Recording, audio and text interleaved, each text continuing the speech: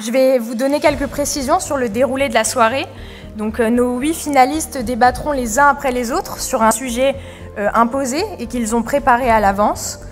Le public, avant chaque passage, sera chargé de choisir un mot que le candidat devra incorporer dans son discours au moment de son passage. C'est une petite tradition que nous avons depuis plusieurs années maintenant et on compte sur vous pour avoir des propositions originales et rigolotes.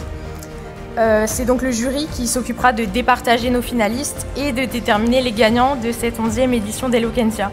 Je vous souhaite une bonne soirée. Merci. Merci beaucoup Ilona. Donc moi c'est Emilio, c'est moi qui vais passer les plats pendant cette soirée. Donc déjà je vais commencer par éteindre la lumière. Waouh, c'est beaucoup mieux. Donc moi aussi j'aimerais bien remercier ce jury très masculin, il faut l'admettre, c'est la parité Made in Audencia.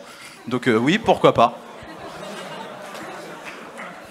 On va pouvoir commencer, j'aimerais bien annoncer le premier sujet, qui est très intéressant parce qu'il est en quelque sorte égocentrique. Et qui de mieux pour présenter un sujet égocentrique que moi-même. Donc, le premier sujet, ça va être le sujet de Kevin. Brian, tu peux nous montrer le sujet de Kevin, qui est « Je me crois en enfer, donc j'y suis ». Kevin, tu peux venir avec nous si tu veux. On va applaudir Kevin. Bravo.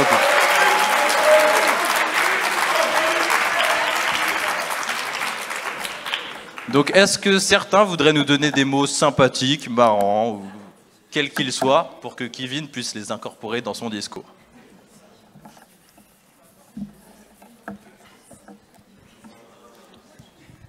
Alors mon mot c'est caravane. Caravane. Ok, merci beaucoup pour ce mot. Vous pouvez encore applaudir Kevin parce que c'est très dur de commencer. Bonne chance Kevin.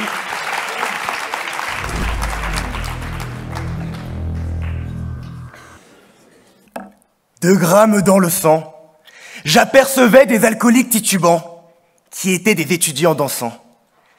C'était en ce mercredi 17 mai 2024 que Jean-Paul Sartre me chuchotait à l'oreille. L'enfer, c'est les autres, entourés de corps gesticulants qui buvaient, s'embrassaient ou vomissaient. Je me suis cru en enfer. Un enfer dans une boîte de nuit qui enferme et serre. L'enfer, oui, j'y étais, pendant que d'autres nageaient dans le paradis. En effet, c'était une super soirée. Dernière OB de l'année, shot à l'entrée, les conditions étaient remplies pour s'amuser. Mais alors pourquoi? Pourquoi ma conscience m'a-t-elle plongé dans cette atmosphère mortifère qui ressemblait à l'enfer sans Lucifer, alors que je pouvais faire des affaires avec les verres qui m'étaient offerts? Pourquoi? Parce que je deviens rabat-joie quand je bois. Pourtant, misère, j'y ai cru à cet enfer. Il était là, devant moi, sans râper faire, il n'y avait que de la chata et des chiens assoiffés qui pensaient qu'à des chants. Bref. Lorsque je me suis réveillé, encore ivre de la veille, je me suis demandé, l'enfer dans lequel j'étais hier, existait-il vraiment? En psychologie, il est bien connu que notre état d'esprit peut transformer notre expérience du monde. Un optimiste voit une opportunité dans chaque difficulté. Un pessimiste voit une difficulté dans chaque opportunité. Et si l'on en suit cette logique, un enfermiste, permettez-moi de créer ce terme, voit un petit enfer dans chaque contrariété. Quel que soit le courant de pensée, le constructivisme, le réalisme, les sciences cognitives, voire la phénoménologie, si notre perception de la vie forme notre réalité vécue, elle ne peut pas toujours aligner ou capturer la réalité objective dans son intégralité. La distinction entre perception et réalité est donc cruciale. Je peux donc me croire en enfer au paradis, comme je peux me croire au paradis en enfer. Il suffit de changer de lunettes. Non, pas celle pour voir, mais celle pour percevoir. Si j'avais mis ces lunettes de la perception lors de ce dernier OB, plutôt que ces lunettes qui me font passer pour un binoclard qui sort tout droit de Poudlard, la vision que j'aurais eue aurait été bien différente. Parce que c'est surtout ce que nous décidons de faire de cet enfer qui pourrait nous tirer de cette affaire. Si je considère que placer le mot caravane devant vous est un enfer pour moi, alors je serais bien triste. Or, si je considère cela comme un moyen, une opportunité de développer mes capacités d'improvisation, je serais comblé. Si vous décidez que recevoir une mauvaise note en comptabilité de gestion est un désastre qui pourrait coûter votre année, et surtout vos 14 750 €, alors votre parcours scolaire sera sombre. Mais si, à l'inverse, vous le voyez comme une opportunité d'apprendre de ses erreurs et de mieux comprendre cette fichue méthode de coût complet avec stock, alors peut-être que vous êtes sur le chemin du paradis académique. Peut-être que grâce à cela, dans le futur, vous ne ferez pas vivre l'enfer à vos employés. Finalement, cet enfer, c'est nous qui le construisons et il est profondément subjectif. Le paradis des uns peut être l'enfer des autres. Le sourire des uns peut être le soupir des autres. Mais pour mieux saisir cette dualité, voyageons dans le temps, revenons dans le passé. Année -47, près de la ville de Zéla, Pompée a été vaincue et la victoire de César a marqué les esprits à jamais. « Veni, vidi, vici !» déclara César, s'illustrant comme l'archétype du triomphant plongeant dans un paradis de gloire et de pouvoir. Pendant que Pompée, confronté à sa défaite dévastatrice, sombrait dans les abysses de l'enfer. Ils étaient physiquement au même endroit, mais mentalement séparés par des années-lumière. L'enfer ne réside pas dans un lieu que nous pouvons pointer sur une carte, non. L'enfer se trouve ici, dans nos esprits, façonné par nos opinions et nos positions.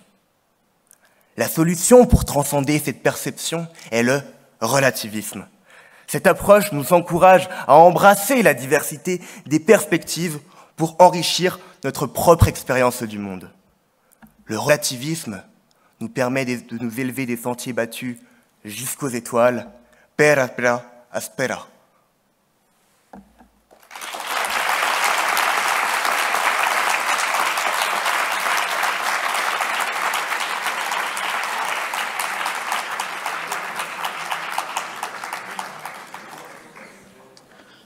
On va maintenant pouvoir passer aux questions du jury, si vous le voulez bien, pour Kevin.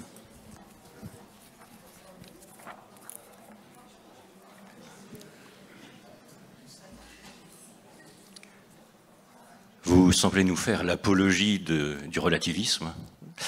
Est-ce que le relativisme n'est pas au contraire un courant de philosophie qui s'annule lui-même, puisqu'à tout vouloir relativiser, il se relativise lui-même? Certes, avec le relativisme, nous pouvons tomber sous le poids des illusions. Et le paradis qu'on se crée devient seulement une parodie. Mais, personnellement, je préfère vivre dans cette parodie, cette illusion, que vivre dans un enfer où je ne suis pas heureux. Donc oui, je pense que le relativisme est la solution. Merci beaucoup, Kevin. Merci.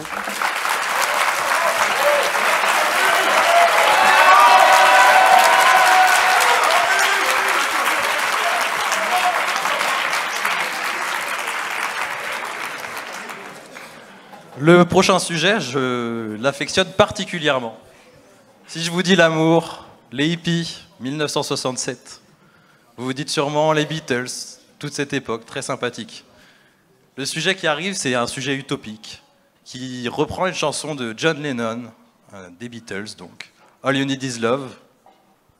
Vraiment, est-ce que ce n'est pas un peu utopique? Mais est-ce que dans l'utopie, il y a une part de réalité aussi?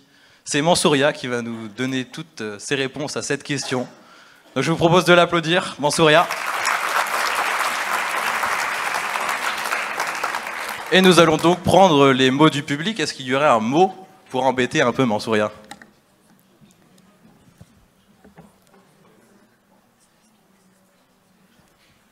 Chapeau.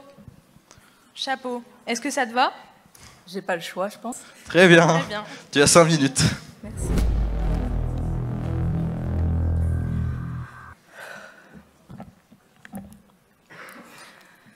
Vivre d'amour et d'eau fraîche.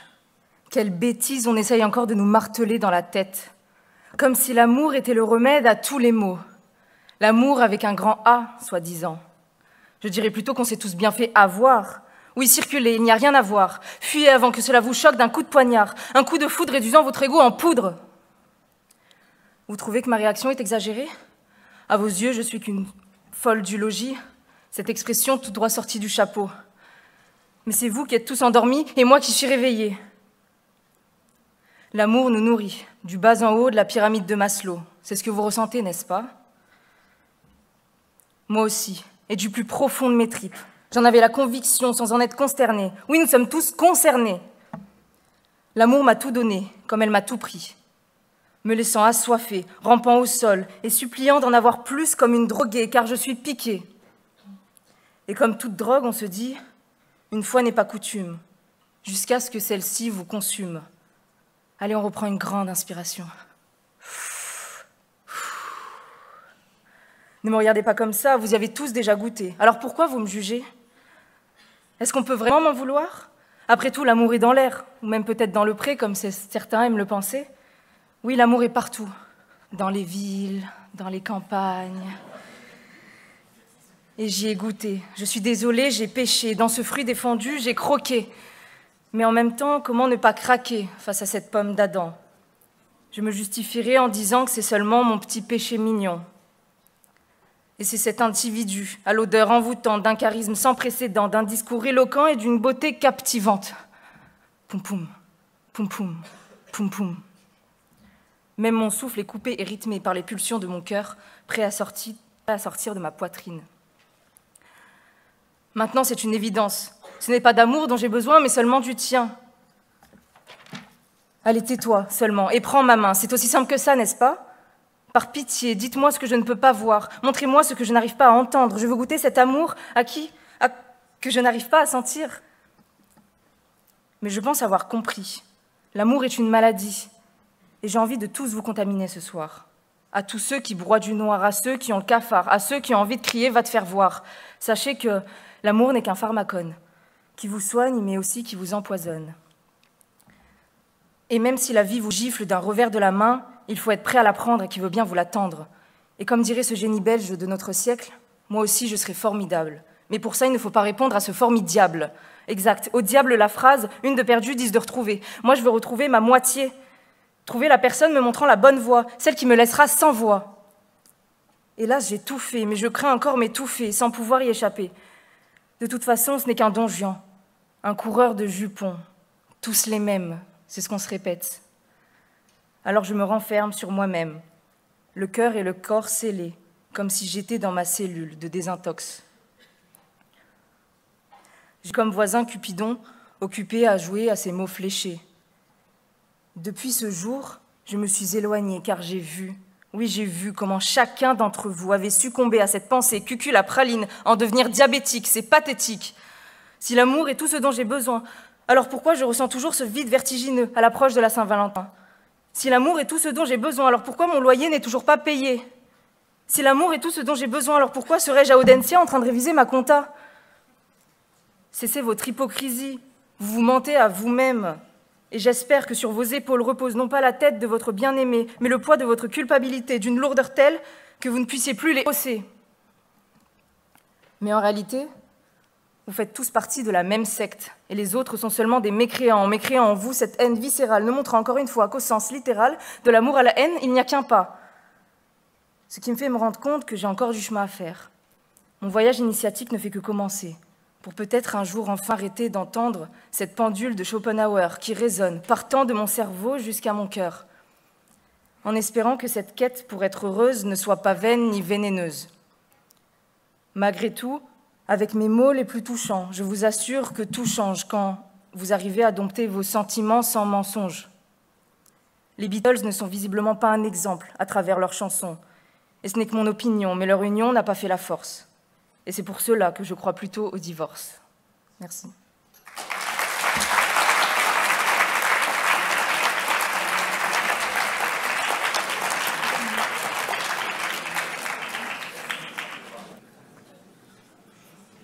Petite question sur l'utopie. Si l'utopie n'est pas totalement réalisable, est-ce que tout dans l'utopie est irréalisable?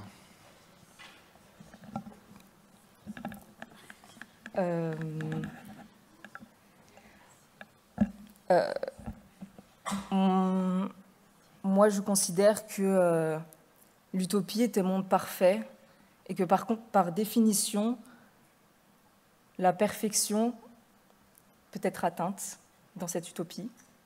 Donc, je répondrai que oui.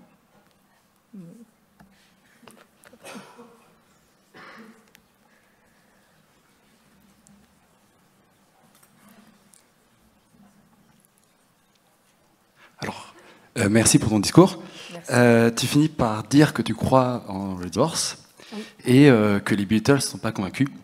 Est-ce que tu aurais écouté les Beatles s'ils chantaient sur le divorce?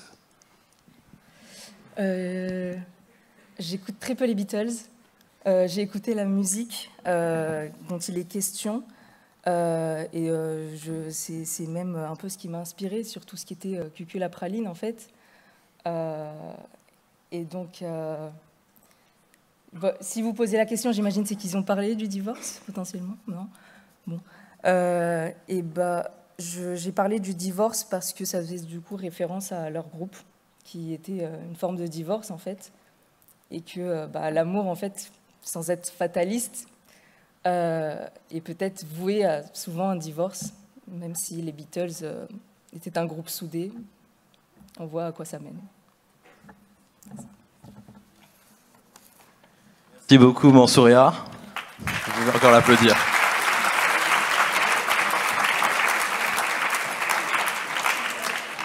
Je sais pas vous, mais moi personnellement, je commence à adorer les questions de ce jury. Je pourrais passer plus de temps à les écouter.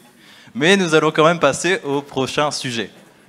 Le hasard du tirage au sort a fait que le sujet qui suit est intimement lié avec le précédent, vu qu'il a été écrit par la même personne, John Lennon. C'est un sujet qui parle encore d'utopie, mais cette fois peut-être un peu plus terre-à-terre.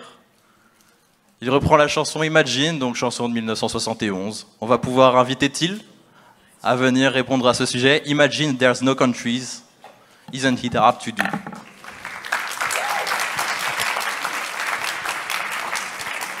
Y a-t-il un mot pour Till dans l'Assemblée?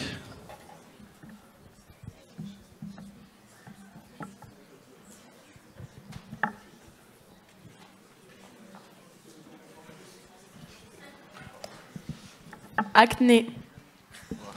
Est-ce que c'était visé? Je ne sais pas. En tout cas, tu as 5 minutes. Bon courage.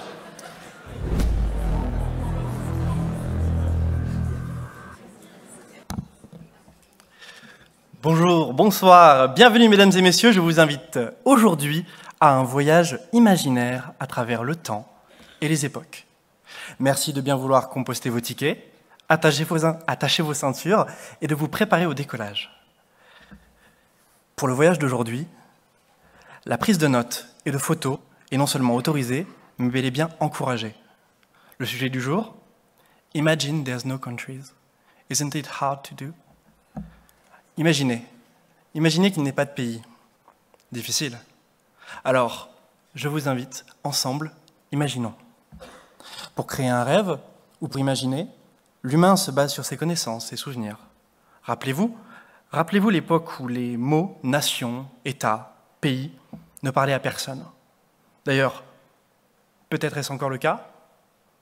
Pour ceux du fond qui ont du mal avec les définitions, un État est un mode d'organisation centralisé, une nation, une communauté humaine consciente de son identité commune, et un pays est souvent compris comme le territoire de cette nation.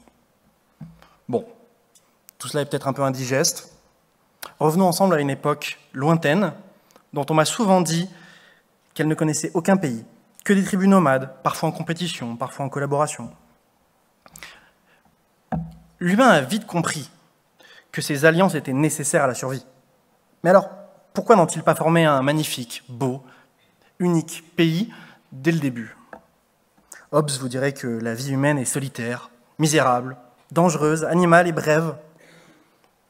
Pourtant, les plus grands accomplissements de l'humanité, des plus grands monuments jusqu'au savoir disponible à tous, ne sont pas ceux de solitaire. Aussi, je le récuse.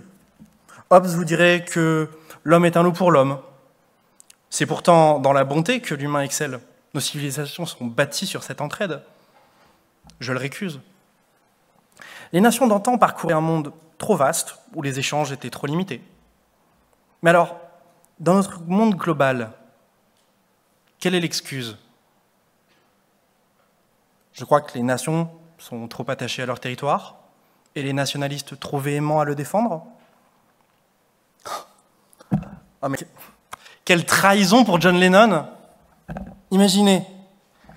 Imagine there's one country. Ah, non, non, ça ne sonne pas aussi bien. Et puis, ça pose trop de questions. Quel modèle parmi ces pays? Un État centralisé, c'est inégalitaire. Puis je ne veux pas trahir Lennon. Imagine there's no countries. Ça sonne mieux.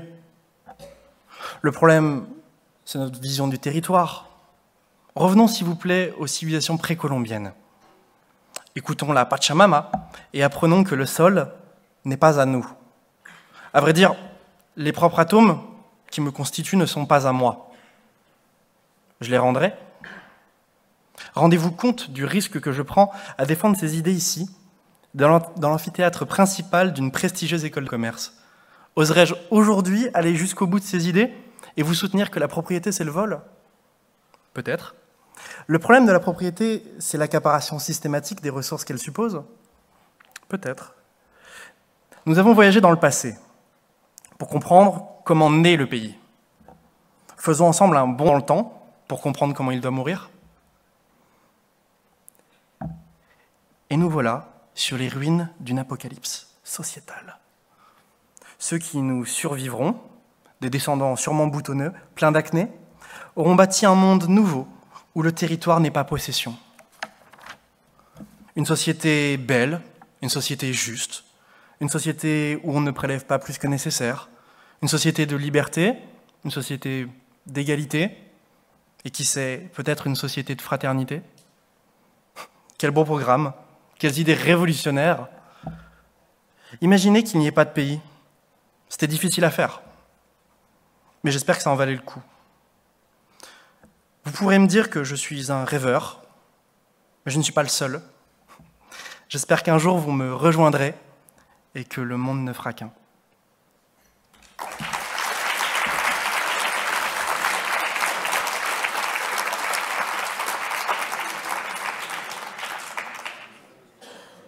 Déjà, merci. J'aimerais revenir sur la chanson et avoir votre avis sur cette question. Est-ce que cette chanson existe parce que le monde en a toujours besoin?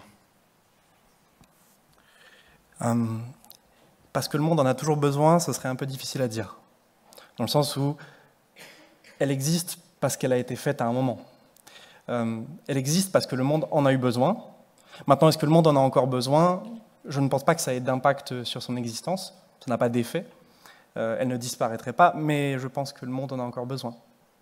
C'est un peu d'espoir, un peu de beauté, des messages qui ne blessent pas. Et je pense que rêver est quelque chose de trop important, qu'on oublie trop souvent de faire, et qu'on s'interdit de faire dans une société où on n'a pas la place pour le rêve, où on passe nos vies éveillées.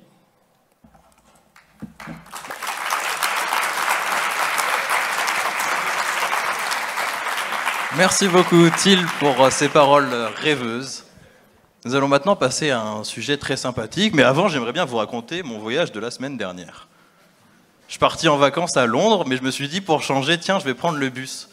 Donc quand on prend le bus depuis Nantes, on va jusqu'à Aluchère. Je ne sais pas si vous connaissez, Aluchère, c'est un arrêt de bus, une gare routière, mais il n'y a pas de banc.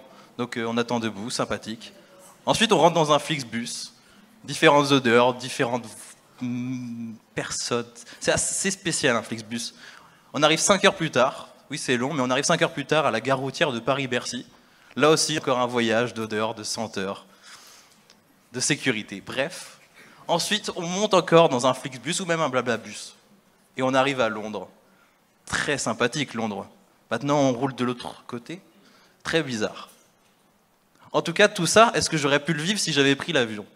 C'est la question qu'on va se poser avec la prochaine candidate. Est-ce qu'Ulysse aurait-il fait un aussi beau voyage s'il avait pris l'avion? Vous pouvez accueillir Clotilde.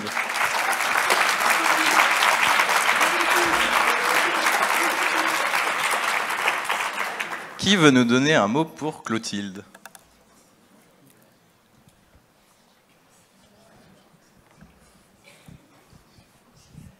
Beignet.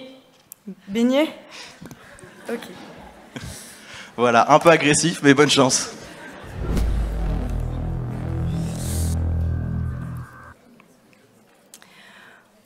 Auditeurs, auditrices, bonsoir. Heureux qui, comme Ulysse, a fait un beau voyage, ou comme c'est celui-là, qui conquit la toison, puis... Non, rassurez-vous, cher public, je ne vais pas répéter le sonnet de Du Bellay qui, par cette même phrase, la nostalgie de son pays abordait. Car Ulysse, fils de Laërte et d'Anticlée, qui n'aimait pas les portes, quitta sa chère Ithaque pour libérer Troie. 2, 1, Godicée. Mesdames et messieurs, bienvenue chez Homerline, la compagnie qui propose les escales les plus longues du monde. Car la prophétie l'avait prédit. Ton retour sera semé d'embûches. Et de fait, Ulysse, pris entre les embuscades et la bouche de Calypso, mit 10 ans à revenir chez lui. L'avion ne l'aurait-il pas fait arriver à bon port en évitant la rancune de Neptune? Après Troie, passé de cheval à bascule sur son bateau, il prit le large. Il arriva chez les lotophages, peuple friand du loto, fruit défendu qui fait planer quiconque y goûte. Ulysse repartit et devint le captif du cyclope Polyphème, qui, tandis qu'il ne dormait que d'un œil, se le fit crever. Mais de toute façon, ce n'est jamais la faute de personne, n'est-ce pas? Ensuite, après le détour causé par Éole et les dangereux rochers du peuple mangeur d'hommes, Ulysse rencontra la magicienne Circé. Celle-ci transforma ses camarades en porcs, car, sur l'île, le masque du porc était obligatoire.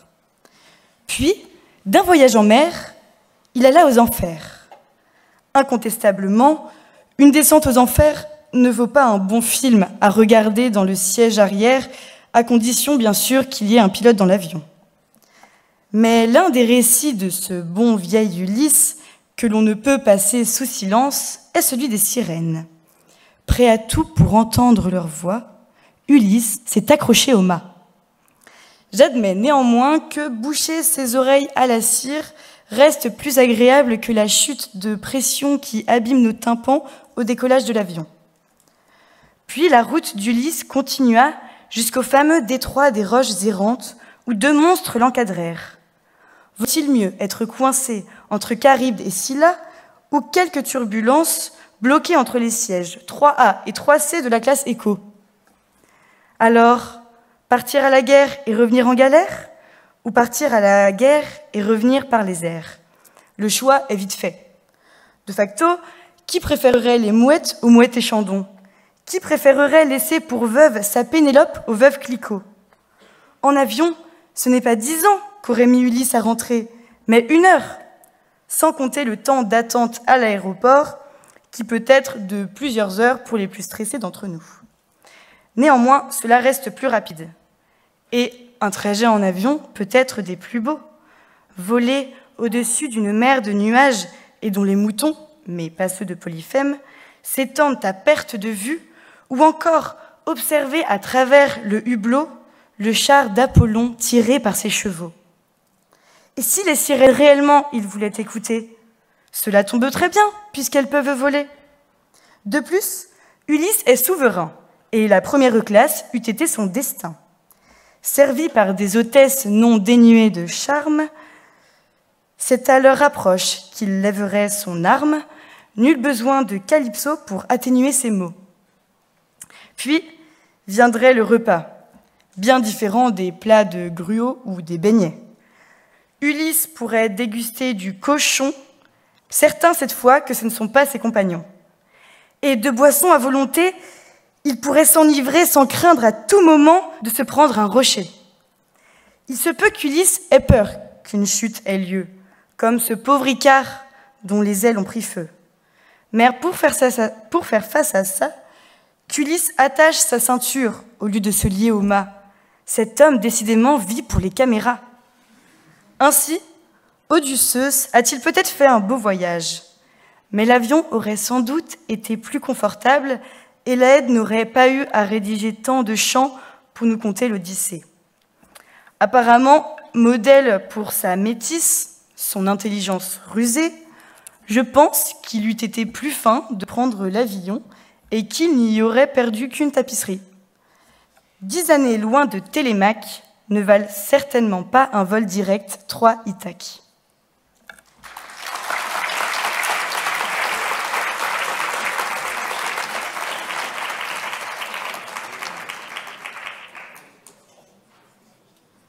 Déjà merci.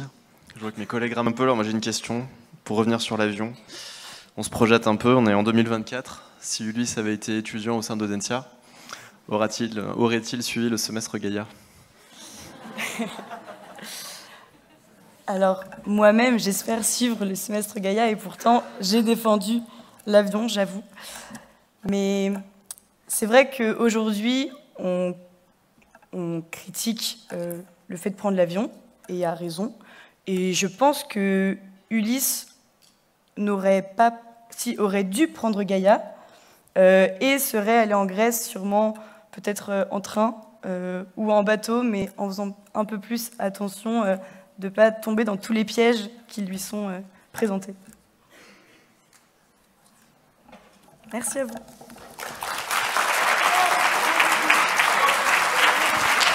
Merci beaucoup, Clotilde. Le prochain sujet est aussi très sympathique, mais je fais que de dire ça depuis tout à l'heure. Le prochain sujet, il parle du souvenir, mais il parle aussi du bonheur. Le bonheur, Monsieur Bretéché, vous n'allez pas me contredire, c'est ce que les philosophes ont recherché pendant très longtemps. Ça fait des siècles qu'ils recherchent le bonheur, la recette du bonheur. Est-ce que le souvenir, le passé, toutes ces choses qui vous sont arrivées peuvent être un caillou dans votre chaussure pour avancer vers le bonheur? C'est une belle question. Nous allons donc pouvoir accueillir Félix, qui va nous répondre à cette question. Le souvenir.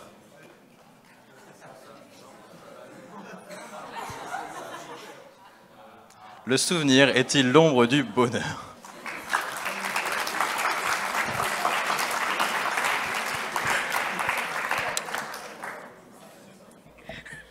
Anxieux.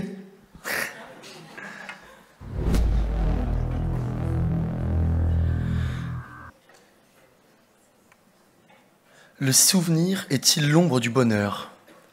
Je tiens d'abord à remercier les organisateurs qui ont choisi des sujets un peu plus joyeux que ceux de l'année précédente. En effet, pour ceux qui ne s'en souviennent pas, l'année dernière, nous avions des sujets comme « N'ayons pas peur de l'avenir, nous n'en avons pas », ou bien « Mourir n'est-ce pas la chose la plus conformiste que l'on puisse faire ». Cette année, donc, des sujets bien plus joyeux, comme vous avez pu le remarquer avec le premier sujet. Je me crois en enfer, donc j'y suis. Et moi qui avais eu les sentiments l'année dernière, je me retrouve avec les souvenirs cette année. Destin bien mélancolique qu'Iségoria veut me dessiner. Iségoria qui garde sa ligne éditoriale, mais cela ne m'étonne pas, car les souvenirs passés définissent en grande partie nos actions futures. Alors comme je l'ai fait pour mes lettres de motivation, et comme j'en suis sûr les candidats l'ont fait aussi pour cette finale, je me suis empressé d'aller vers ChatGPT pour lui demander d'écrire sur ce sujet. La réponse de l'intéressé fut, je dois l'avouer, assez surprenante. « Je n'ai pas de souvenir, me dit-il. Je ne connais ni futur, ni passé. » C'est alors que je comprends qu'écrire dépasse la simple connaissance, les simples faits. Pour écrire, il faut vivre et avoir vécu. Alors, condamné par la faillite de l'intelligence artificielle, je suis forcé de me mettre au travail. Un souvenir, c'est un moment passé dont je me rappelle dans le présent pour me créer une joie dans un futur proche. C'est un peu compliqué, je vais reprendre. J'imagine mon futur que je trouve conditionnel, je vous dis cela à titre indicatif. Je comprends qu'il n'y a que le présent, qui n'est certes pas plus que parfait, mais qu'il faut chérir et aimer ce moment qui est déjà passé. Je me replonge dans mon passé, plutôt simple, bien que parfois imparfait. C'est toujours avec lui que l'on doit composer. Pour les souvenirs bons et mauvais, parfois anxieux, les traumatismes que l'on se force à accepter, les malheurs que l'on se doit de commémorer, le bonheur qu'il faut savourer. Les souvenirs tiennent une place importante dans notre vie. Plus le temps passe, plus ils deviennent essentiels, plus ils ont tendance à s'enfuir, comme ils le font mystérieusement en lendemain d'aubé. Je me plonge dans mes souvenirs, je me mets sur pause. Ma vue semble se concentrer sur quelque chose de vague, tout est flou autour de moi. Ma respiration se calme Mon cœur ralentit, tout devient diaphane, souvenir bien enfoui, qui surgit au grand jour et m'émerveille toujours, cette mémoire pleine d'amour derrière laquelle je cours. Je me souviens les souvenirs heureux, comme la naissance d'un individu, le mariage d'un proche, ce beau moment juste passé entre amis. Je me sens guidé par l'envie de vivre de ces moments similaires. Me voilà alors pris au piège de ces souvenirs que je veux sans cesse revivre, forcé à chaque instant de me dire que c'était mieux avant. Après tout, Proust n'a-t-il pas cherché à regoûter cette Madeleine de son enfance? Nous ne sommes plus simplement bloqués par le bonheur passé qui nous fait regretter chaque instant présent, non. Nous sommes entrés dans une société assez paradoxale où nous vivons pour créer de nouveaux souvenirs, de beaux souvenirs. La conséquence est devenue l'objectif. Alors quand on est en voyage, même fatigué, sans en profiter, on se force à visiter ce petit musée. Quand on est étudiant, on se force à aller à cette nouvelle soirée. On se force à regarder cette série parce que tout le monde l'a vue. Tout cela pour pouvoir dire dans 10 ans que quand même il valait le coup ce musée, que c'était drôle d'enchaîner ces soirées et que cette série était culte. C'est l'envie d'avoir un futur souvenir heureux qui dirige nos actions et nous mène au malheur. Faisant du souvenir l'ombre du bonheur, seul obstacle qu'il nous reste à enlever dans cette quête infinie de vie réussie. Mais cette vie doit être un plaidoyer de chaque instant pour profiter tout le temps, se moquant entièrement de ce que l'on pensera dans 10 ans. Comme l'a dit un grand philosophe, hier est derrière, demain est un mystère, mais aujourd'hui est un cadeau. C'est pourquoi on l'appelle le présent. C'est ainsi, je le crois, que face à la mort, nous pourrons nous souvenir du bonheur que nous avions. Je vous remercie.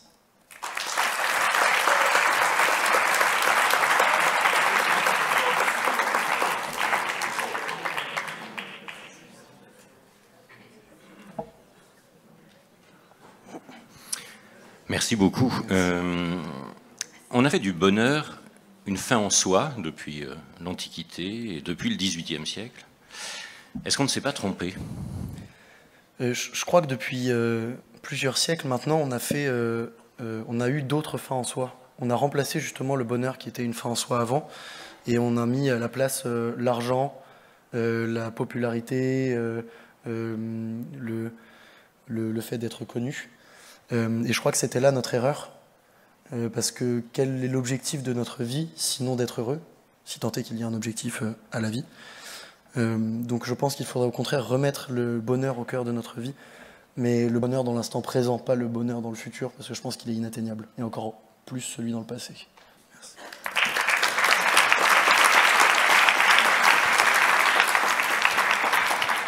À présent, on va être un peu méta. On va se questionner sur le principe du concours d'éloquence en lui-même. Vous les voyez défiler sur ce pupitre. Ils essayent tous de vous persuader, peut-être de vous mentir. Est-ce qu'ils utilisent des arguments fallacieux? Peut-être.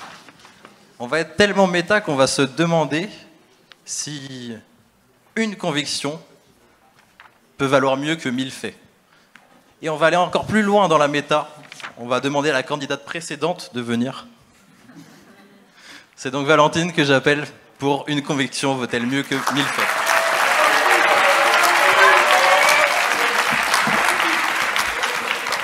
Est-ce qu'il y a un mot? Coquillette. Bon courage à toi, tu as 5 minutes.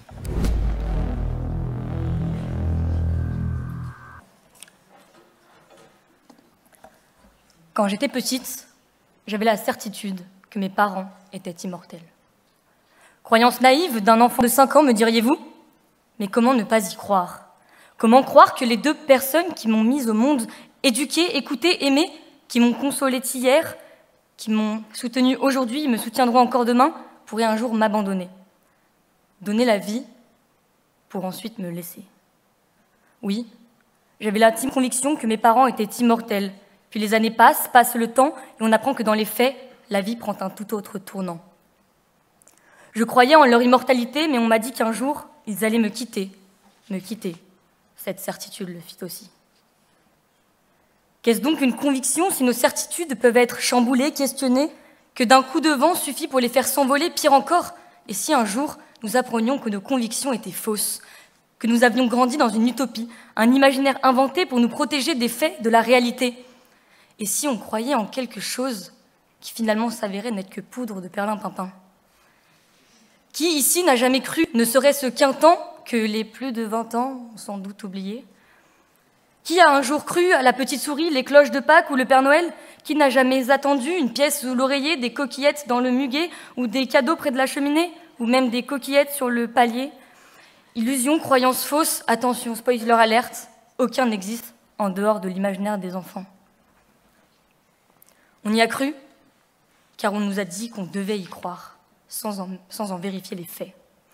Mais comment aujourd'hui avoir des convictions quand les premières que nous avons eues nous ont déçus, laissant ma tête sans dessous-dessus? Qui croire? Que croire? Une conviction est-elle assez forte pour outrepasser non pas un, non pas deux, non pas trois, mais 1000 faits? Comment une seule et unique croyance peut-elle s'imposer devant tant d'actions? Oui, peut-être qu'une conviction est un pilier sur lequel s'appuyer, un phare pour nous illuminer ou une boussole pour nous orienter, comme sur un bateau, où, en haut du mât, Alexandre me fait prendre de la hauteur. Nos convictions, ce sont nos forces, notre cheval de bataille, et pour certains, leur raison de vivre. Et il semble qu'aujourd'hui, que le monde ne manque pas de conviction. La conviction que l'on peut changer les choses. Le changement, c'est maintenant, on l'entendait hier, pourtant aujourd'hui, il semble encore bien présent. On entend les jeunes, comme dit ma tante, revendiquer l'égalité des genres, dénoncer l'inaction politique face au réchauffement climatique, alarmer sur la guerre au Moyen-Orient, avertir de la montée des eaux et celle de la montée des extrêmes, s'affoler face à la famine, accuser la surproduction. Stop! Tant de convictions dans ma tête qui titubent, tournent et me tourmentent. Tu t'entêtes, tu tentes, tu tues et tu te tues. Des convictions qui demeurent quand meurent encore de nombreuses personnes. Des convictions, nous en avons tous. Quelles sont leurs valeurs quand nous restons oisifs, inactifs, passifs? Ne vaut-il pas mieux des faits concrets que des paroles en l'air? Car à ce jeu-là, je vous le jure, jaillit le politicien qui joue des convictions pour vous sortir un joli jargon.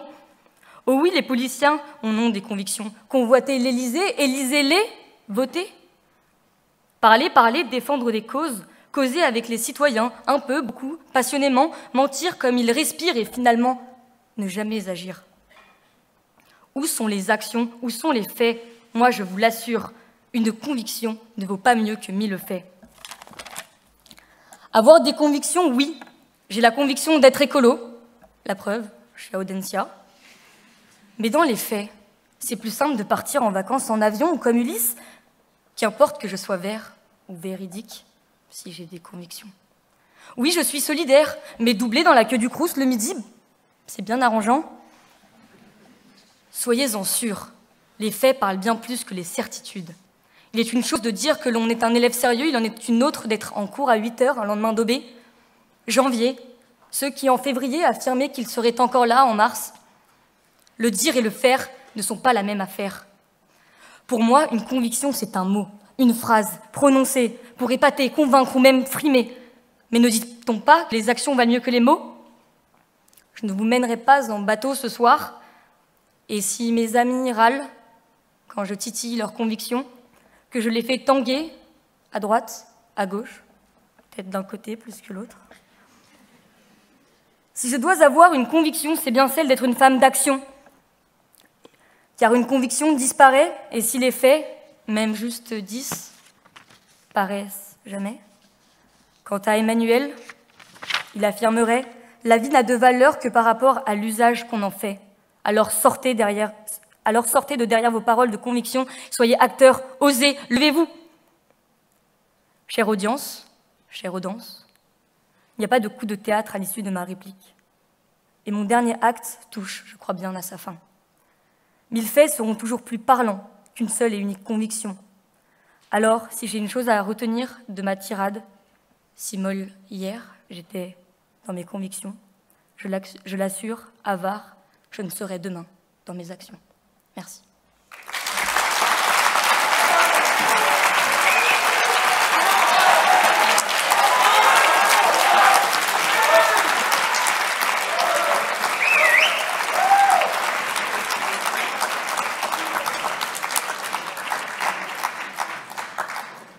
Merci beaucoup.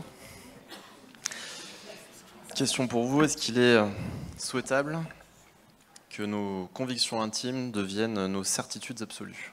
Bien que j'ai défendu que une conviction peut être quelque chose bancal, par rapport à des faits, des actions concrètes, une conviction peut parfois nous borner, nous empêcher de nous ouvrir, d'ouvrir nos sens, de nous ouvrir aux autres.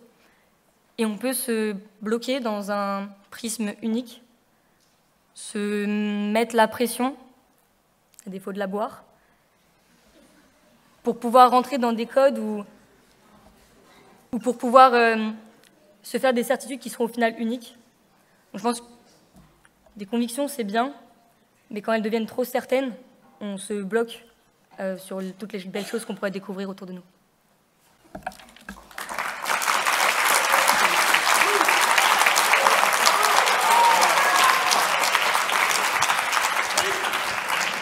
Merci beaucoup Valentine. Alors je vais pas vous le cacher, on est vraiment en avance sur le planning, donc là j'ai le temps de parler.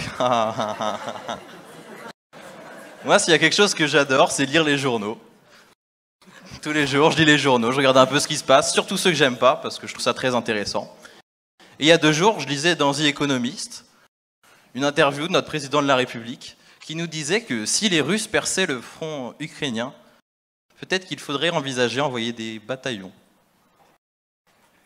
Moi, je suis content parce que je suis à Audencia, j'ai un parcours scolaire assez sympathique. J'ai la chance de ne pas avoir un physique trop imposant. Et je suis sûr que je suis aux antipodes de toute carrière militaire. Donc non, je ne serai pas dans ces bataillons. Et pour en revenir au bonheur, ça me rend heureux. Donc, nous allons pouvoir accueillir la prochaine participante sur le sujet « Aux armes citoyens, devons-nous former des bataillons ?» Constance, c'est à toi.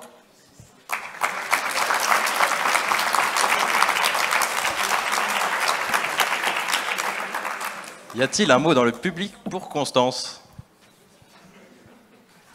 Chaussette.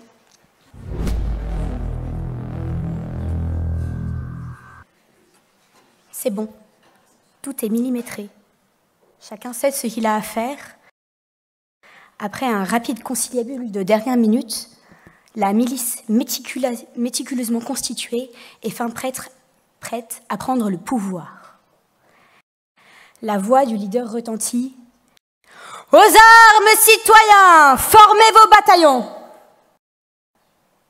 Tandis que chacun se meut, prend place dans une chorégraphie parfaitement orchestrée, ce jeune guerrier du 2e rang. Mais si vous voyez là-bas, 4e colonne.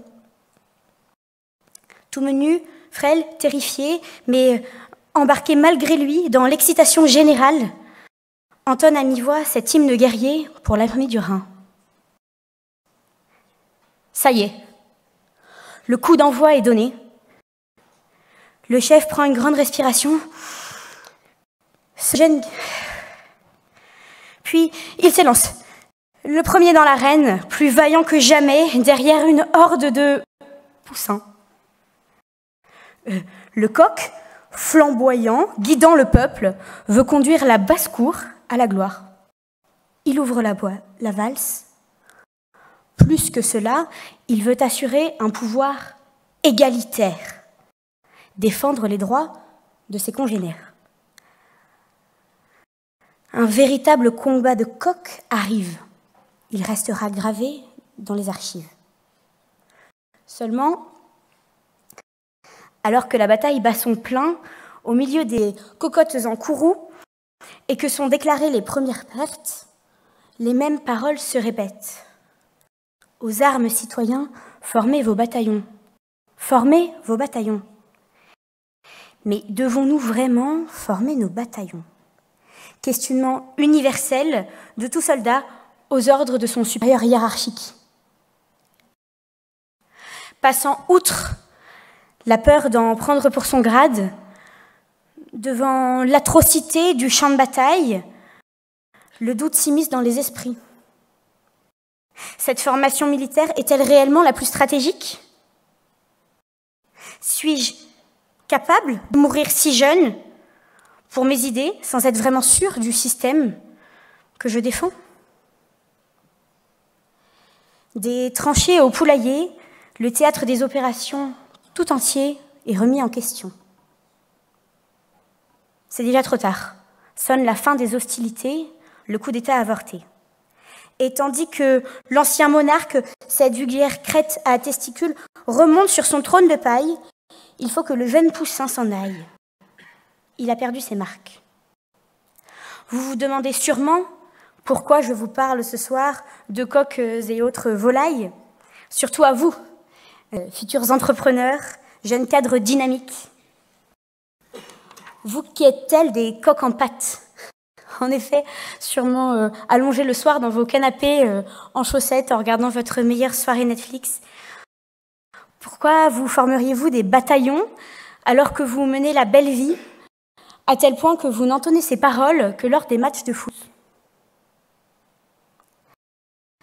Civis pacem para bellum, nous dit l'adage romain. En temps de paix, lorsque refleurissent les coquelicots, il semble prudent de former des bataillons, précisément parce qu'aucun renard ne guette à l'horizon. Devrions-nous alors vivre dans la peur? Mais de quoi? Depuis l'abolition du service militaire et une certaine ministre des Sports qui nous entonne Dja, comment nous croire guerriers? Qu'a donc voulu dire ce bon vieux Roger en écrivant ces chants? Le « Nous sommes en guerre » de mars 2020 résonnait comme un appel à faire corps. Une invitation au corps à corps, à un combat de coqs pour faire nation. Peut-être est-ce alors notre devoir de citoyen que de protéger cette paix afin d'assurer un avenir pérenne. Mais saisirions-nous les bonnes armes? N'aurions-nous que la violence comme fer de lance? Combien d'entre vous d'abord iront voter aux européennes? Former un bataillon, c'est aussi rentrer dans le rang, c'est prendre la forme, rentrer dans le moule, se laisser déformer. Sommes-nous prêts à nous dissoudre dans la masse pour défendre une idée commune, même si elle apparaît comme une solution crédible pour faire entendre sa voix, un haut-parleur numéraire dans ce monde numérique? Pourtant, mesdames, messieurs, nous sommes tous organisés en bataillon. Vous êtes ici même, précisément, à l'école de guerre des managers de demain, au beau milieu de la couveuse des futurs chefs de rang. Et oui, ce nouveau bataillon des capitalistes coquets, mais ne vous inquiétez pas, ils ont fait Gaïa, que nous regroupons par associations qui adoptent des mêmes codes pour finir peut-être comme des codes-barres au milieu d'un agglomérat. C'est aussi parce que c'est rassurant de se retrouver autour d'un référentiel commun de valeurs. Regardez, les gens se baladent toujours en groupe, à commencer par les contrôleurs du tram en formation tortue. C'est aussi rassurant de crier « Coquette, allez, allez !» de glousser en groupe, de représenter la France au JO en tenue ridicule du coq sportif. Mais cela vous redonne de la force. C'est le groupe, en effet. Pourtant, ce groupe fragmente, segmente. On pourrait parler de la segmentation socio-spatiale que vous avez tous étudiée. C'est assez contradictoire, ce principe-là. Machiavel dit, en effet, que on a intérêt à diviser pour mieux régner. Ce n'est pas ce que nous faisons là. Former des bataillons, des groupuscules, qui semblent pourtant faire nation. C'est donc cela, nous sommes appelés à former des bataillons. Aussi contradictoire cela peut-il paraître, tous ces métiers de management auxquels nous sommes appelés nous invitent à rejoindre ces bataillons, mais pas seulement de les former, attention, pas seulement de les diriger, non.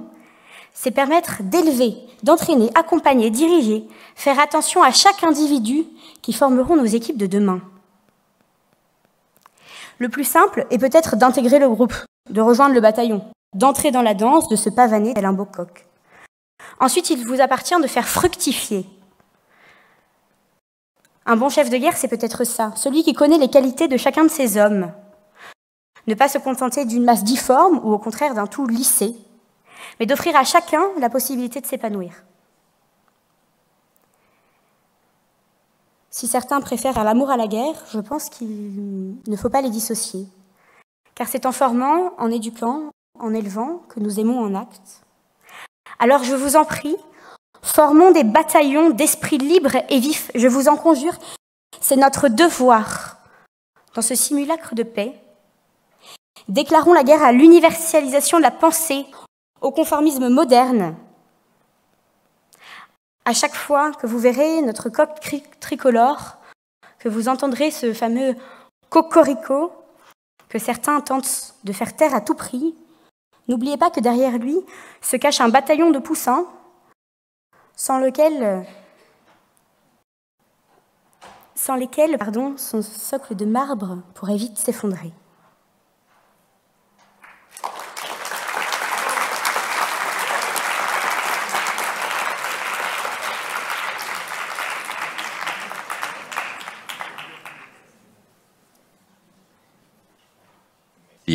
Oui, voilà.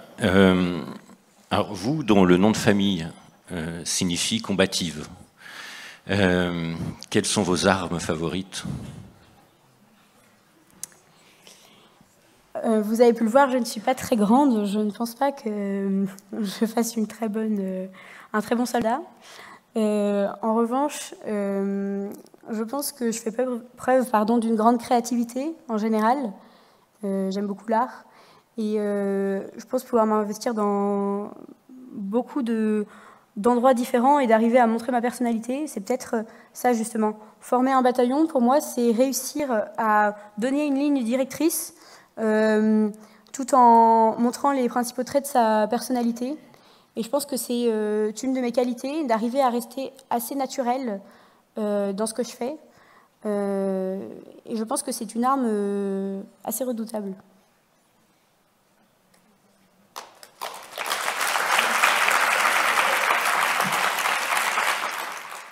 Merci beaucoup Constance. On se rapproche un peu de la fin, il ne nous reste plus qu'un candidat. Donc nous allons demander à Khaled, faut-il donner sa langue au chat GPT?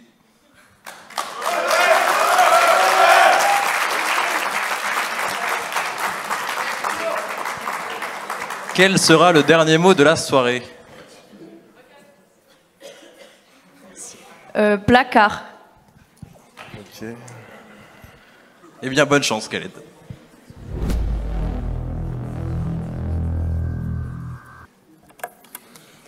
Bon, j'ai la lourde tâche de vous réveiller pour cette dernière prestation. Mesdames et messieurs, honorables membres de cette assemblée, laissez-moi vous entretenir d'un sujet des plus actuels et pourtant teinté d'une pointe de mystère. Faut-il donner sa langue au chat GPT? Je vais juste faire ça parce que je suis un peu plus grand. Ah, le chat GPT! Sam Altman, 19 ans, ou plutôt 2019, créateur d'OpenAI. Ces jeunes cherchent à contrôler le monde, un maître de la parole, un virtuose des mots, un oracle numérique, qui est un sphinx moderne, suscite autant de fascination que d'interrogation. Mais avant de plonger dans les profondeurs de cette énigme contemporaine, permettez-moi de vous convier à un voyage dans les méandres de l'histoire, du temps, là où l'histoire nous offre des leçons et des éclats de lumière.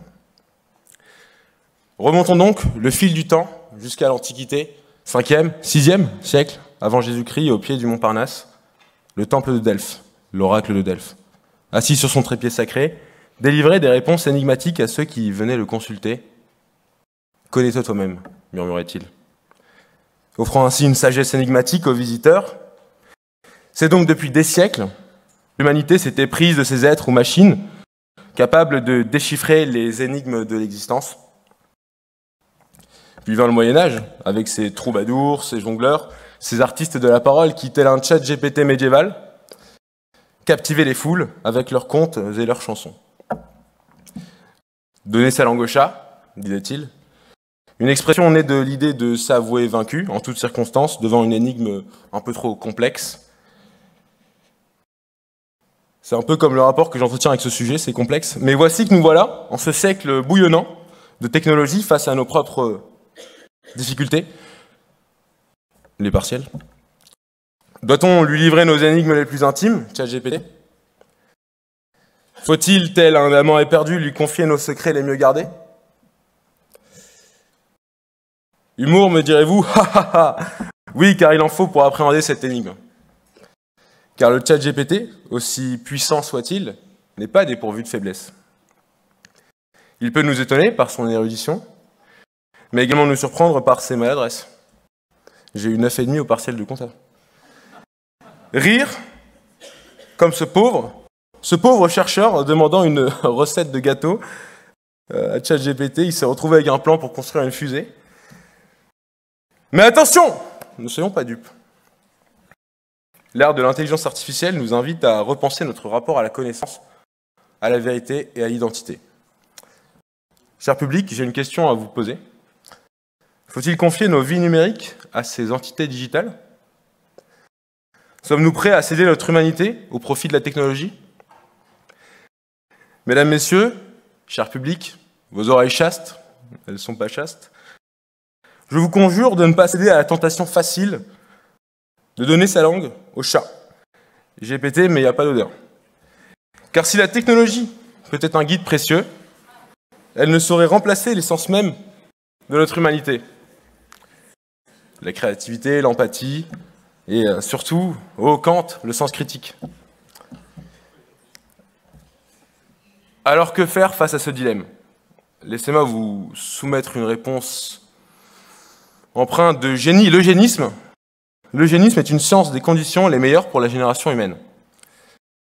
Nous pouvons adopter ChatGPT, apprivoisons le ChatGPT. Utilisons-le comme un outil. Un compagnon de route dans notre quête de connaissances, mais gardons toujours à l'esprit notre pouvoir unique de pensée critique, la faculté de juger. En conclusion, mesdames et messieurs, je vous invite à méditer sur ces mots empreints d'histoire, ces mots empreints d'humour et de sagesse, car face au ChatGPT, comme devant tout sphinx qui se respecte, la véritable énigme réside dans notre capacité à trouver l'équilibre entre fascination et prudence, entre technologie et humanité. Je suis bon à mettre au placard, c'est vrai, mais gardons le contrôle de notre voix, de notre expression, pour que, comme les grands explorateurs du passé, nous puissions naviguer dans l'ère numérique en gardant notre boussole bien en main, pour demain, non en vain. Merci.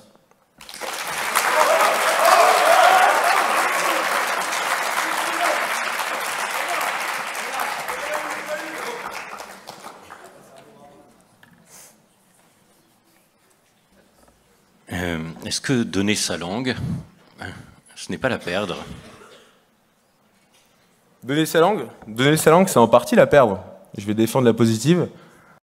Parce que c'est un peu ce qu'on fait aujourd'hui en déléguant toutes les tâches intellectuelles essentiellement à ChatGPT. Et c'est un peu ce qui est en train de se profiler dans les années à venir avec notamment l'installation d'intelligence artificielle dans les modes de production. Et on a de plus en plus de moyens de vérifier que ChatGPT, quand il est mis à profit, peut être intéressant, autant sur un plan intellectuel que sur un plan physique et d'usage dans nos pratiques. Et donc, oui, quand on donne sa langue à ChatGPT, c'est en partie la perdre, je pense. Parce qu'on perd aussi des moyens de réfléchir, on perd des moyens d'autonomie, et donc on perd des moyens d'être indépendant. Merci beaucoup Khaled, vous pouvez encore l'applaudir. Vous pouvez aussi applaudir Kevin, Mansouria, Thiel, Clotilde, Valentine, Félix et Constance parce que c'est fini. Mais en tout cas, c'était très sympathique. Nous allons avoir 15 minutes de délibération maintenant avant de connaître le grand gagnant. Je vous invite donc à faire ce que vous voulez de vos 15 prochaines minutes, mais soyez assis à 20h pétantes. Et nous pourrions révéler les gagnants.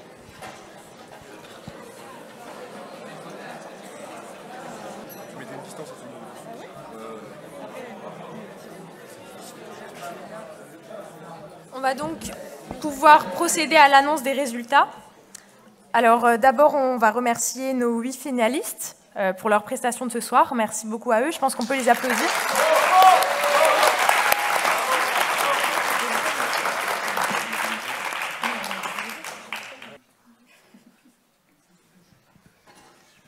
On va donc pouvoir annoncer notre classement.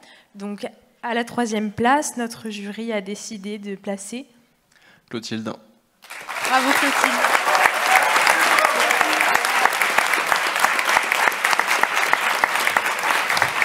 Tu peux venir me rejoindre.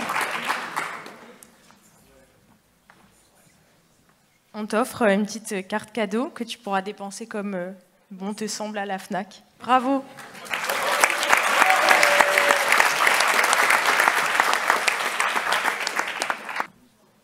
À la 2e place.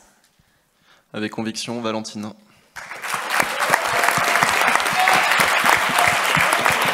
Bravo.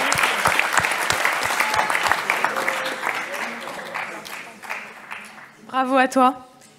Et enfin, le grand gagnant de notre 11e édition d'Eloquentia. Pour nous, ce n'est pas l'enfer, c'est Kevin.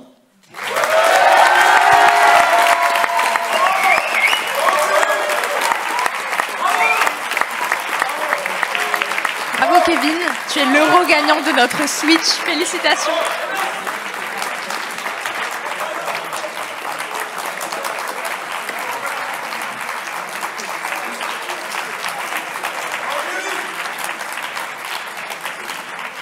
Je pense qu'on peut tous les remercier pour leur prestation. C'est jamais facile de prendre la parole de cette façon en public. Et encore une fois, remercier nos chers membres du jury qui ont contribué à la réussite de cet événement. Et puis enfin, nos partenaires Rhétoriquet qui ont donc pris part à cet événement en le finançant. Merci aussi à vous tous pour avoir été présents aussi nombreux ce soir. Il est temps pour moi de conclure cette soirée, mais conclure également mon mandat à Iségoria qui touche à sa fin. Je vous remercie beaucoup et puis à très bientôt.